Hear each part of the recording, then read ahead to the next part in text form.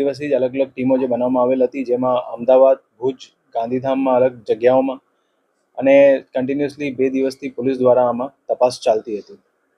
ગઈકાલે રાત્રિમાં આ બનાવ બાબતમાં એક ગુનો દાખલ કરવામાં આવ્યો છે. ફરિયાદી તરફથી જે ફરિયાદ ગઈકાલે આપવામાં આવી છે, જેના અનુસંધાને જે BNS હેઠળ ભારતીય ન્યાય સંહિતા હેઠળ જે ગુનો દાખલ કરવામાં આવેલ છે, જેમાં ભારતીય ન્યાય સંહિતાની કલમ 305, 204 અને 61(2) આના હેઠળ ગુનો દાખલ કરવામાં આવ્યો છે, જેમાં ખોટા અધિકારીની ઓળખ આપવાની, બધું સંયુક્ત કાવતરો કરવાનું અને ટોટલ જે મુદ્દામાલ એ લોકો તરફથી એમાં જે બધું ડિસીટ વેમાં લઈ જવામાં આવ્યું છે, એ લગભગ 25 લાખ જેટલું મુદ્દામાલ છે.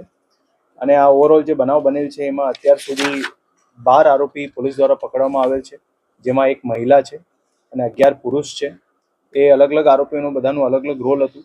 જે ખોટા ઈડીનું અધિકારી બનેલ હતું, એમનું નામ શૈલેન્દ્ર દેસાઈ છે, જે અમદાવાદનું રહેવાસી છે અને એ પોતે અમદાવાદમાં રેલવે DRMની ઓફિસમાં ટ્રાન્સલેટર તરીકે કામ કરે છે.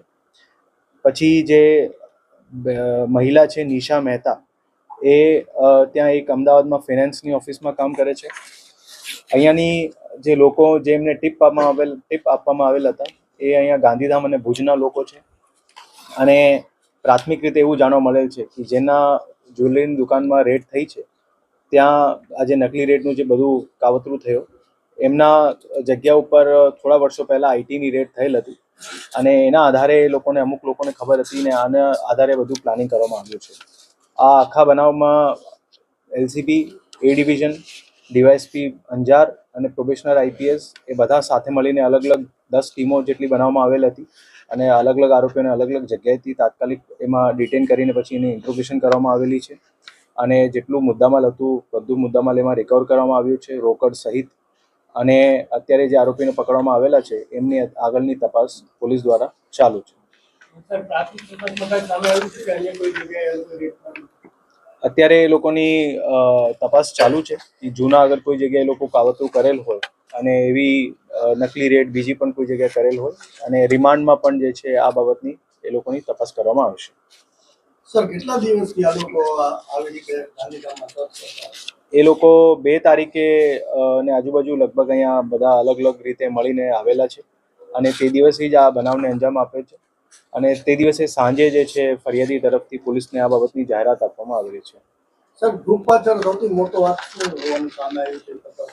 એમાં જેમ હું આપણે વાત કરી કે અમુક એમાં વ્યક્તિ જે સંડોવાયેલા હતા, જેમાં ખાસ કરીને એક ભરતભાઈ શાંતિલાલ મોરવાડિયા અને દેવાયત વિસુભાઈ ખાચર, એ આ ફરિયાદી બાબતમાં અમુક વસ્તુઓ જાણતા હતા અને એ લોકો બીજા લોકો સાથે મળીને બધું આ કાવતરું કરેલ છે.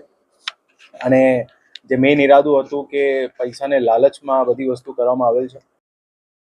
2 ડિસેમ્બર 2024ના સવારે 11 વાગ્યાની આજુબાજુ ગાંધીધામ ખાતે જે મેઇન માર્કેટમાં રાધિકા જ્વેલર્સ જે આવેલું છે, ત્યાં સવારે 11 વાગે એક 4-5 લોકોની ટોળકી આવે છે.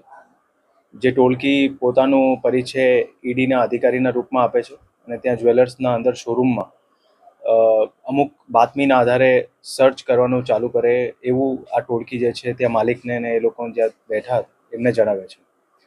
ત્યાં જ્યારે સર્ચ ચાલતું હોય ત્યારે અલગ અલગ વસ્તુઓ બધી જ્વેલરી એ લોકોના બધા અલગ અલગ ડોક્યુમેન્ટ્સ ચેક કરીને થોડી વાર પછી જે દુકાનના માલિક અને જે લોકો હતા એમને વાત કરીને એ લોકોના ઘરે અમુક બાતમી હોય, ત્યાં પછી દુકાનથી માલિકના ઘરે જઈને ત્યાં આ ટોળકી ત્યાં સર્ચ ચાલુ કરે છે અને ત્યાં અલગ અલગ વસ્તુઓ એ લોકોના ઘરના જ્વેલરી, કેશ અને બીજા ડોક્યુમેન્ટ્સ વગેરે બધું ત્યાં સર્ચ કરવાનું ચાલુ કરે.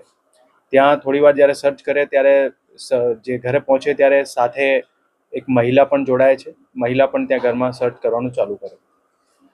એના પછી થોડી વાર પછી જે માલિક છે એમના પિતરાઈ ભાઈના ઘરે પણ બાજુમાં જે નજદીકમાં ઘર છે ત્યાં પણ આ ટોળકી સર્ચ કરવા જાય છે.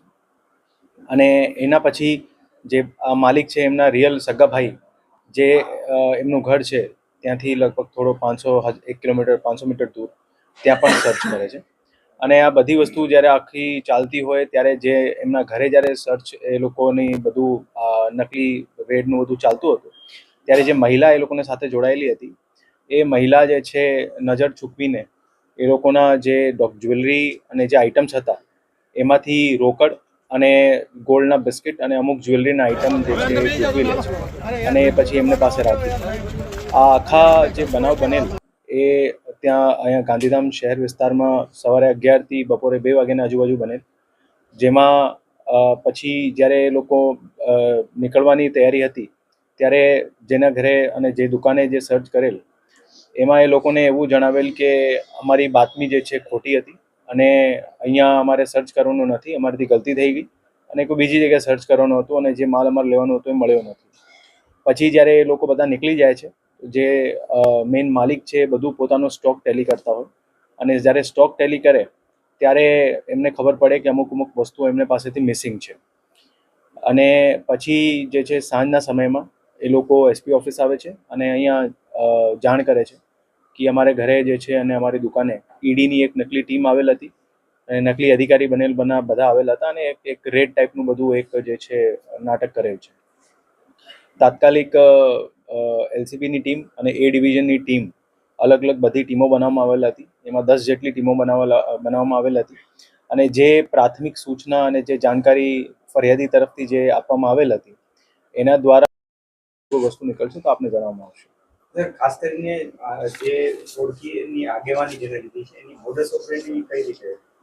જેમ હું આપને વાત કરી કે થોડા વર્ષો પહેલા આ જે ભરત મોરવાડિયા છે એ અને પેલા દેવાયત ખાચર એ બંને આ બાબતની વસ્તુ જાણતા હતા અને બંને આપસમાં પ્લાનિંગ પણ કરી હતી અને પછી હમણાં થોડા ટાઈમ પહેલા જે બીજા આરોપી હતા એમને સાથે જે જોડાયેલા એ વચ્ચેની આપસમાં બધાની એક વાત થઈ, અહીંયા વિઝિટ પણ થઈ ગાંધીધામમાં અને પછી ધીરે ધીરે બધી પ્લાનિંગ કરવામાં આવેલી.